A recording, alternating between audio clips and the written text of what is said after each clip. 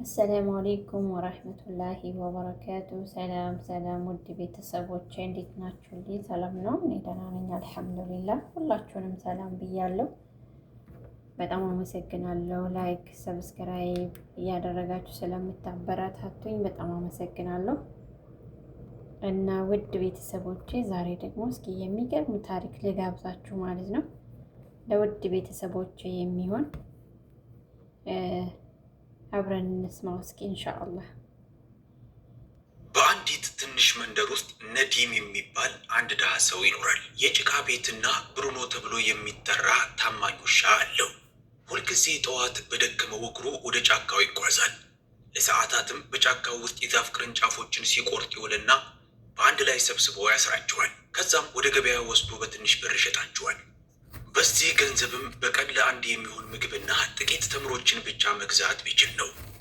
የነዲም ሚስት ሻሂስታ ቆንጆ ብትሆንም ምላሷ ግን ልክ እንደ ሰይፍ ዝል ነበር። የድህነት ኑሮ ስልችት ያላት ሲሆን ባሏንም እንደማይጠቅምና እድለቢስ እንደሆነ ሰው ነው የምታስበው።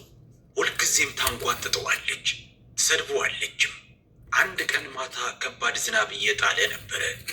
ነዲም በዝናብ ረጥቦና ደክሞት በእጁ የማገዶ እንጨት ይዞ ቤት ደረሰ። ግን በቤቱ በር ላይ ያየው ትዕይንት ልቡን ክፉኛ ሰበረው።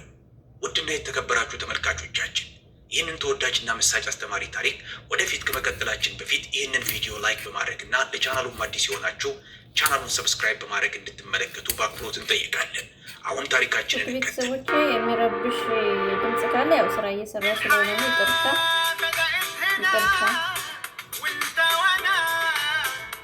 የሚረብሻችሁ ድምጽ ካለ ስራ እየሰራው ስለሆነ ነው። በጣም ይቅርታ። ሚስቱ ሻይስታ አይኖቿ እሳት ለብሰው በንዴትና ቁጣ ጮኸችበት። ከቤት ይውጣልኝ፣ አንተ የተረገምክ ሰው፣ ከእንግዲህ አልፈልግም አለችው። ነዲም በጣሙኑ ተገረመ። ለስለስ ባለ የሚንቀጠቀጥ ድምፅም ሻይስታ ዛሬ ግን ከቀልብሽ ነሽ? ወዴት እሄዳለሁ? መሄጃ የለኝም እኮ አላት። ሻይስታም የፈለግበት ሂድና ከውሻ ብሩኖ ጋር ኑር፣ ከአንተ በላይ እርሱ ይጠቅማል ስትል ጮኸችበት። ይህንን ሲሰማ የነዲም አይኖችን እንባ ሞላቸው። የማገዶ እንጨቱን ሸክም ሳይሆን የተሰበረ ልቡን ሸክም አነሳ። በዝምታም ሄደ። ብሩኖም ድምፅ ሳያሰማ ተከተለው። ልክ የጌታውን ልብ የዛን ዕለት ክፉኛ የተሰበረ መሆኑን የተረዳ ይመስል። የመንደሩ መጨረሻ ሲደርሱ ነዲም ከአንድ የቆየ ፍሬ አብቃይ ዛፍ ስር ተቀመጠ። ቀና ብሎ ሰማዩን ተመለከተና ኦ አምላኬ፣ ከዚህ ታማኝ ውሻ በስተቀር የቀረ ምንም የለም፣ ብቸኛ ደጋፊ አንተ ነህ ሲል ለአምላኩ ተማጸነ። ከዛም ቅጽበት በኋላ ሻይስታም ናዲም አስበውት የማያውቁት ታሪክ ጅማሮ ሆነ። ምሽቱ የበለጠ መጨለም ጀምሯል። ናዲም በዛፉ ስር እንደተቀመጠ ቀረ። ብሩኖም ራሱን ጭኑ ላይ እያደረገ ያጽናናው ይዘዋል። ጨለማውና ብርዱ እያየለ ሲመጣ ነዲም ከተቀመጠበት ተነስቶ ሰዎች ወደማይኖሩበት የጫካው ክፍል ተጓዘ። በመሄድ ላይ ሳሉ አንዲት የፈራረሰች ጎጆ መኖሯን ልብ አሉ። ነዲም ወደ ውስጥ ገባ። የተወሰኑ ደረቅ የማገዶ እንጨቶችን ሰብስቦ ሰውነቱን ለማሞቅ እሳት ለኮሰ። ከዛም ከብሩኖ አጠገብ የጭቃ ወለሉ ላይ ጋደም እያለ እንዲህ አለ። ብሩኖ፣ አንተ ከአጠገቤ እስካለህ ድረስ ድህነት ሊያወድመኝ አይችልም። አንተ ከሺህ ሰዎች በላይ የበለጥክ ታማኝ ነህ አለ። እኩለ ሌሊት አልፎ ነበረ። ድንገት ብሩኖ ማጉረምረም ጀመረ። አይኖቹ በጎጆ ጨለማ ጥግ ላይ ተተክለዋል። ነዲም ደነገጠ። ምን ሆነሃል ብሩኖ? የዱር አውሬ አየህ እንዴ አለ። ብሩኖ የጭቃ ወለሉን በመዳፉ መቆፈር ጀመረ። ነዲም በእሳት የተያያዘ እንጨት አነሳና ጥግ ላይ ወዳለው ስፍራ አበራ። ልክ ከበርካታ ዓመታት በፊት በዛ የተቀበረ ነገር ያለ ይመስል መሬቱ ሰርጉዷል። አብረው መቆፈር ጀመሩ። ብዙም ሳይቆይ እጆቻቸው አንዳች ጠንካራ ነገርን ሲመታ ተሰማቸው። ጠጣር እንጨት የመሰለ ነገርን። ኦ አምላኬ ሲል የነዲም ከንፈር ተንቀጠቀጠ። ሰንዱቅ የሊድ ሳጥን ይመስል ነበረ። ብዙ አፈሮችን ከላዩ ላይ ማስወገድ ሲጀምሩ በብረት ዙሪያው የተጠረነፈ አንድ ያረጀ ሰንዱቅ ወይም ሳጥን ብቅ አለ። በጣም የቆየ ነበረ። ጠርዞቹ በድንጋይ ሽበቶችና በቆሻሻ እድፎች የተሸፈኑ ነበር። በሚንቀጠቀጡ እጆቹ ነዲም የዛገ ቁልፉን ለመስበር ሞከረ። በመጀመሪያ አልንቀሳቀስልህ አለው፣ ግን በኃይል በድንጋይ ሲመታው ቁልፉ ተሰበረ። ነዲም የሳጥኑን ሊድ መዝጊያ ሲከፍተው አይኖቹ አንጸባረቁ። ሳጥኑ በወርቅ ሳንቲሞች፣ በከበሩ ድንጋዮች፣ በከባድ ወርቅ በተሰሩ የአንገት ሀብሎች፣ በውድ ጥንታዊ ጌጣጌጦች ታጭቆ ነበረ። ከንፈሩ ተንቀጠቀጠ። ህልም ነው ወይስ አምላክ የጸሎቴን ሰማኝ ሲል ጮኸ። አይኖቹ በእንባ ተሞልተው ተንበረከከ። ከዛ ምሽት በኋላ ጣፈንታ አቅጣጫዋን ቀየረች። ነዲም ከአፍታ በፊት ምንም ያልነበረው መናጢ ድሃ ሰው ዓለም በክብር እጅ እየነሳ የሚያልፈው ሀብታም ሰው ባንዴ ሆነ። በማግስቱ ጠዋት ነዲም የመጀመሪያዋ የፀሐይ ጮራ እንደፈነጠቀች ከእንቅልፉ ነቃ። እንቅልፍ አጥቶ የማደሩ የእረፍት የለሽነት ስሜት በአይኖቹ ላይ ይታያል። በጥንቃቄ የሚያብለጨልጩትን አንጡራ ሀብቶች ሳጥኑን ከፍቶ ከተመለከተ በኋላ ከዛም በጥልቀት ተነፈሰና እንዲህ አለ። ይህንን ሀብት ይበልጥ በደበቅኩት ቁጥር የተሻለ ነው። የዓለም አይኖች ቅናትንና ስርቆትን ይዘው ይመጣሉ። በፊት እንደነበረው ሳጥኑን ዘጋው፣ በአፈር ሸፈነው። ወደ ገበያው ከማምራቱ በፊት ጥቂት ገንዘቦችን ብቻ በኪሱ ያዘ። ትንሿ የመንደሩ ገበያ ከምንጊዜውም የበለጠ ሕይወት የዘራባት ትመስላለች። የነጋዴዎች ጥሪ፣ የቅመማ ቅመሞች መዓዛና የሰዎች እንቅስቃሴ አየሩን ሞልቶታል።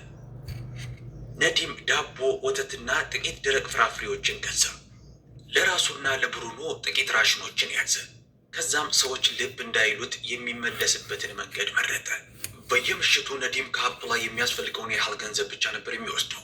ገንዘቡንም ዕቃዎችን፣ ሸቀጦችን ገዝቶ ገበያው ላይ ለመሸጥ ተጠቀመበት። በዚህም ቀስ በቀስ ስለ ንግድ እየተረዳ መጣ።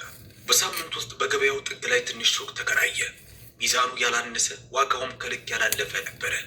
ሰዎች ከእርሱ ሸቀጣ ሸቀጦችን ብቻ አልነበረም የሚገዙት፣ እምነትን ጭምር እንጂ።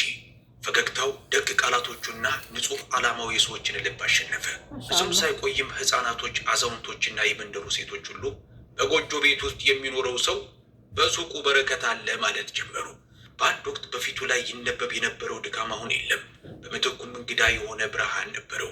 የሆነ ሰው በተሰበረ ልብ የጸለየለት ይመስል።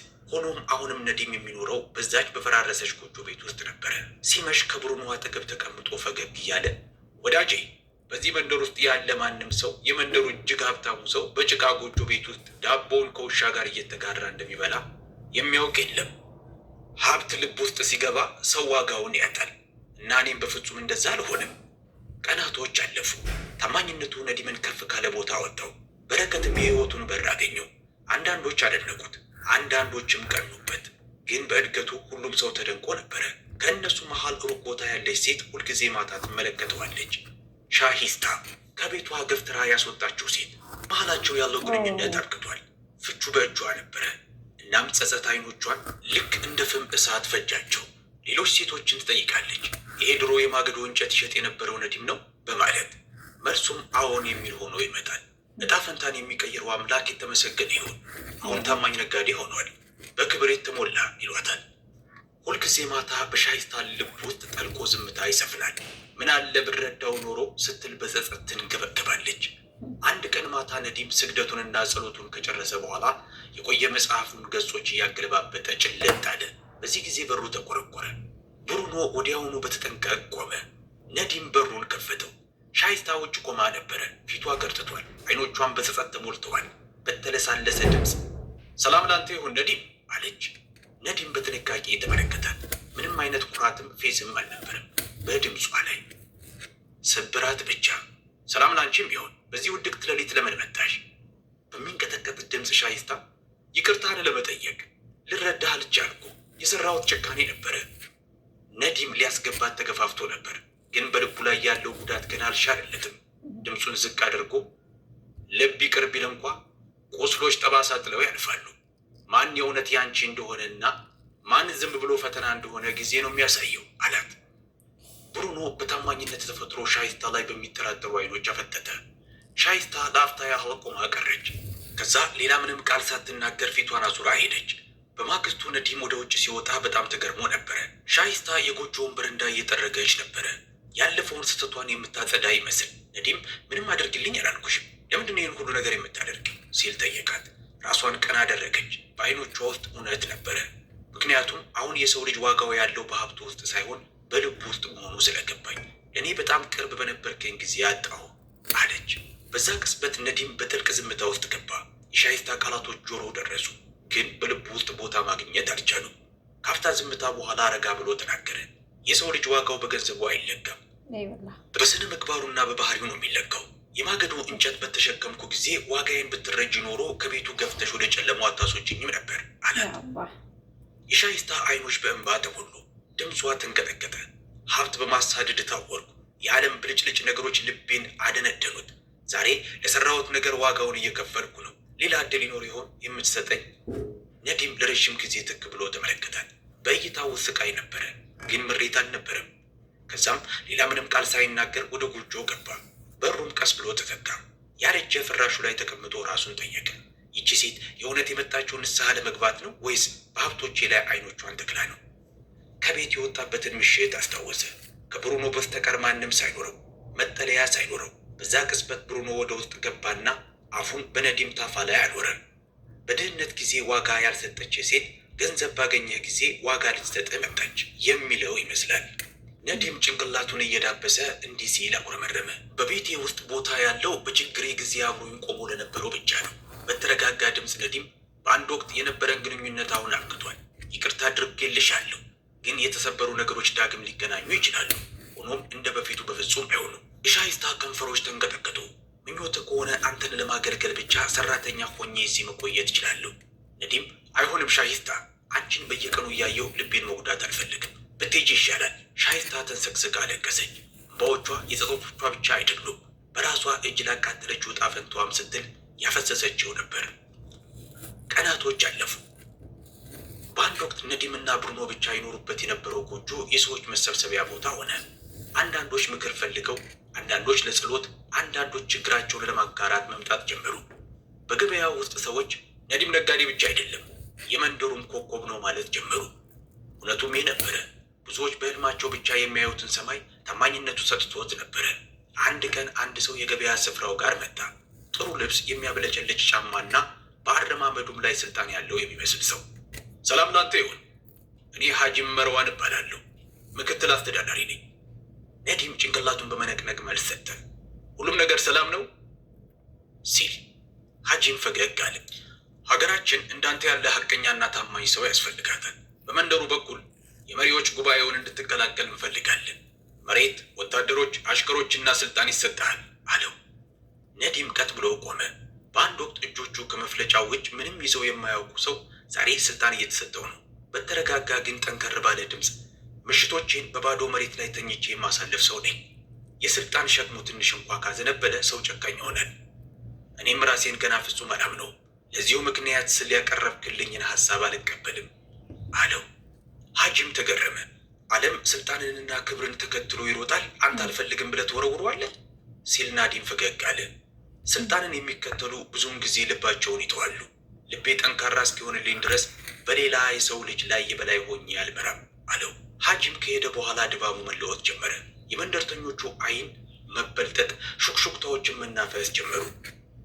ይህ እንግዲህ በአንድ ወቅት ሚስቱ ከቤት ያባረረችው ሰው ነው። የተሰበረ በር ያለው ጎጆ ቤት ውስጥ ይተኛ የነበረ ሰው ነው። ዛሬ እጅግ ሀብታም ሰው እንዴት ሆነ? ከዚህ በኋላ እውነተኛው ፈተና ጀመረ። ሀብት ማግኘት አይደለም ከባዱ፣ ሀብትን ከልብ ማራቅ ነው እውነተኛ ድፍረት። በከተማው ውስጥ ጁዳህ ባቶኒ የሚባል ሰው አለ። ብልህ ምላሳምና ውስጡ በቅናት የሚቃጠል ሰው ነው። ጥጥና ቅመማ ቅመም መሸጫ ሱቅ አለው። የነዲም ክብርና ሀብት ማደግ ልክ እንደ ሾህ ወጋው። አንድ ቀን ለጓደኞቹ እምላለሁ፣ ይህ ሰው ሀብታም የሆነበት መንገድ ትክክል አይደለም። እኔ ራሴ አንድ ቀን ማታ ከአንድ ያረጀ ግድግዳ አጠገብ ሲቆፍር አይቼዋለሁ። ከመንደሩ በስተምዕራብ ካለ ስፍራ። የህዝቡ አይን ጠበበ። በገበያ ስፍራው ላይ ቀዝቃዛ የጥርጣሬ ነፋስ መንፈስ ጀመረ። በእሳቱ ላይ ተጨማሪ እሳት በመጨመር ጁዳን ሰውየው የተከማቸ ሀብት አግኝቷል በማለት አወራ። አሁን ከመሬት ስር የተደበቀ አንጡራ ሀብት አግኝቷል። ለዛ ነው በአንድ ሌሊት ተነስቶ ሀብታም የሆነው። ይህ ጭምጭምታ የመንደሩ እጅግ አደገኛ ሰው ዘንድ ደረሰ፣ አጂት ዘንድ።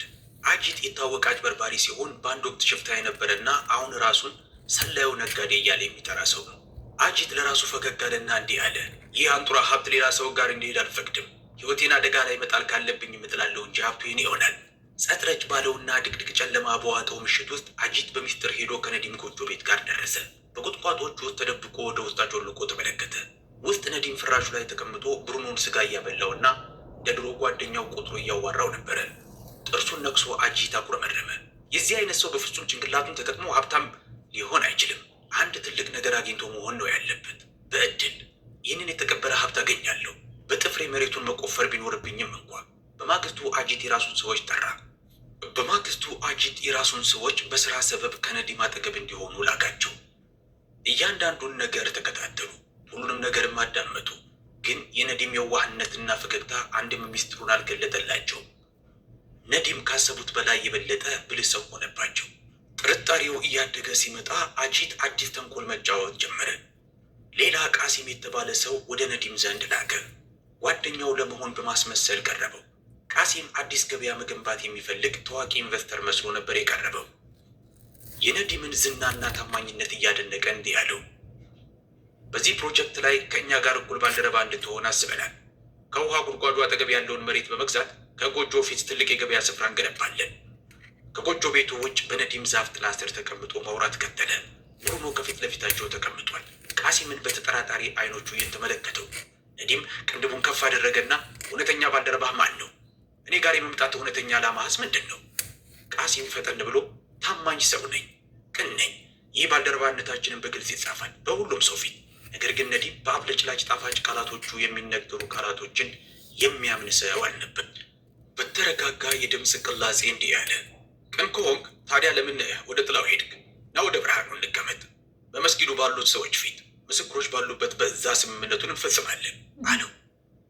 የቃሲም ፊት ገረጣ። በሚንቀጠቀጥ ድምፅ አታምነኝም አለ። ነዲም ደብዛዛ ፈገግታ አሳየው። አላህን ነው ማምነው። አንተ ደግሞ እንደ ብርሃን ነህ። ከሩቅ ስትታይ ቆንጆ፣ ግን ስትቀርብ እውነቱ ይገለጣል። እጁን አነባበረ። ብሩኖ ወዲያውኑ መጭቶ ካጠገቡ ተቀመጠና ቃሲም ላይ አፈጠጠ። እዚህ ምንም አይነት ዘዴ አይሰራም የሚል ይመስላል። ከዛም ነዲም በድጋሚ ተናገረ። በጥንቃቄ አዳምጠኝ። የምትፈልገው አንጡራ ሀብት ከመሬት ስራ አይደለም የተቀበረው፣ በትዕግስት ጠንክሮ በመስራት ውስጥና በማስታወስ ውስጥ ነው አለው። ቃሲም እንደ ድንጋይ ቀዝቅዞ ቀረ። ከዛም እየሮጠ ወደ አጂት ዘንድ በመሄድ ሁሉንም ነገር ነገረው። ጥርሱን እያፍጫጫ አጂት እንዲህ አለ፣ ሀብቱ በራሱ መንገድ ካልመጣ እንግዳውስ በኃይል እንወስደዋለን። የዛን ዕለት ምሽት አጂት 3 ጨካኝ ወንበዴዎቹን ጠራቸው። ዝቅ ባለ ድምፅም እንዲህ አላቸው፣ ዛሬ ማታ ሁሉም ነገር ያበቃል። የነዲም ምስጢር፣ ሀብቱ፣ ሁሉም ነገር የኛ ይሆናል። ከሁሉም አቅጣጫ ጨለማውን መተላለፊያ በማለፍ ወደ ነዲም ጎጆ ሄዶ እያንዳንዳቸው ከባድ ዱላና ጩቤ ይዘዋል። አጂት ወደ መስኮቱ ጠቆመ። በዚህ እንገባለን። ላሉ በሩን ዝጋው። ሳሊም እንዳያመልጥ መስኮቱን ያዝበት። ልክ መስኮቱ ጋር እንደደረሱ ድንገት ብሩኖ ነጎድጓድ በመሰለ ድምፁ ሲጮህ ሁሉም በፍርሃት ቅዝቅዝ ብለው ቆመው ቀሩ። ልክ እንደ መብረቅ ብልጭታ ሉሉ ላይ ዘሎ ተከመረበትና በጥርሱ እጁን ጨምድዶ ያዘው። ላሉ በፍርሃት እየተርበደበደ ጮኸ። በእጁ የያዘው ጩቤ መሬት ላይ ወድቆ አንጸባረቀ። ጩኸቱ ነዲምን ቀሰቀሰው። ዱላውን ይዞ ከጎጆ ወጣ። በጨለማ ውስጥ አጂትን እየሮጠ ሲሸሽ ተመለከተው። ቁጣና ድፍረት በተቀላቀለበት ድምፅ ነዲም ጮኸ፣ ሀብት ፈልገህን የመጣኸው? ይኸውልህ በጠንክሮ መስራቴ ውስጥ ነው፣ በትዕግስቴና በክብሬ ውስጥ ነው ያለው። ብሩኖ በጨለማው ውስጥ መሮጡን ቀጠለ። ጩኸቱ በመንደሩ ውስጥ አስተጋባ። ሰዎች እየተሯሯጡ ወጡ። ሙሉ ታሪኩንም በአይናቸው ፊት ተገልጦ ተመለከቱት። ሲነጋ የፍርድ ቤት ባለስልጣናቶች፣ የመንደሩ መሪና ታላላቆች ተሰበሰቡ። ያሉ ክንዱ ክፉኛ የተጎዳው ሰው እውነታውን መደበቅ አልቻለም። ሁሉንም ነገር ተናገረ። የመንደሩ አዛውንት ነዲምን ተመለከተውና የዚህ አይነት ታማኝ ውሻ አይተን አናውቅም፣ ግን የበለጠ ታማኙ ደግሞ ሰውየው ራሱ ይመስላል። ለልቡና ለመሬቱ በእውነት ጸንቶ ቆሟል። ሀብትህን ያወጣኸው ከአፈሩ ሳይሆን ከራስህ በርትቶ መስራት ነው። አሁን ያንተ ታሪክ ለትውልዶች ሲነገር ይኖራል። ከዛም የመንደሩ መሪ ጎላ ባለ ድምፅ አጂት ከመንደሩ እንዲባረርና የተመኘው መሬትም ለነዲም በስጦታ ይሰጣል። ይህ ውሳኔ በይፋዊ መንግስታዊ ቃል ተመዝግቦ ይሰነዳል ሲል አወጀ። በዛኑ ቀን ነዲም መሬቱን አገኘ። የመንደርተኞቹን እምነትና ልብም አሸነፈ። ብሩኖም ውሻ ብቻ አልነበረም፣ የታማኝነት ምልክትም ሆነ። ነዲም በተቀበለው መሬት ላይ ጫፉ ላይ ትንሽ ገበያ አቋቋመ። መተዳደሪያው አደገ። ስምና ዝናውን በሰፊው ናኘ። አንድ ቀን ጠዋት የቀድሞ ሚስቱ ሻይስታ ተመልሳ መጣች። በፊቷ ህፍረት፣ በአይኖቿ ውስጥ ማመንታት ይነበባል። ረጋ ባለ ድምፅ ነዲም እንደበደልኩ አምናለሁ። ከቤት አንተን ያስወጣሁበት ቀን የራሴን የህይወት ብርሃን እያጠፋው መሆኑን አላወቅኩም ነበረ። ነዲም ላፍታ ያህል ዝም አለ። ከዛም ረጋ ብሎ ሻይስታ፣ ድህነት የሰውን ልብ ሊሰብረው ይችላል፣ ስግብግብነትም እንግዳ ሊያደርገው ይችላል። ግን የሰው ልጅ ይቅርታን ተምሮ ወደፊት መቀጠል አለበት። ሻይስታ መናገር ከመቻሏ በፊት ነዲም ወደፊት መጣና ገንዘቤን ፈልገሽ ከሆነ የመጣሽው ዙረሽ ተመለሺ። ግን በአንድ ወቅት ተወጁ የነበረውን ሰው ፈልገሽ ከሆነ የመጣሽው በሩም ልቤም ክፍት ነው ላንቺ። የሻይስታ አይን በእንባ ተሞላ። ጭንቅላቷን ደፍታ እምላለሁ ያንን የማውቀውን ነዲምን ዋጋውን ማየት ያልቻልኩትን ሰውዬ ፈልጌን የመጣሁት። የሰው ልጅ ዋጋው በልብሱ ሳይሆን በልቡ ውስጥ መሆኑን አስተምረኸኛል። ነዲም እጇን ያዘው። እንግዳውስ አዲስ ጅማሮ እናደርጋለን። ጎጆዋ ትንሽ ልትሆን ትችላለች፣ ግን ለሁለት የሚዋደዱ ልቦች ቤተ መንግስት ነበረች። በዚህ ጊዜ ብሩኖ ዘለለና በሁለቱም ዙሪያ ተሽከረከረ፣ ለአዲሱ ህይወታቸው ምርቃቱን የሚሰጥ ይመስል። የዛሬውን ቪዲዮ እንዴት አገኛችሁት? በኮሜንት ላይ አሳውቁ። ምን ያህሎቻችሁ ይህንን ምርጥ ቪዲዮ እስከ መጨረሻው ተመልክታችኋል? ጨርሰናል በማለት ጻፉልን። የኔ ውድ ቤተሰቦች የዛሬው ቪዲዮ እንደሚመቻችሁ ተስፋ አድርጋለሁኝ። በጣም አመሰግናለሁ በድጋሚ ላይክ እና ሰብስክራይብ ስለምታደርጉኝ። አሰላሙ አለይኩም ወራህመቱላሂ ወበረካቱ።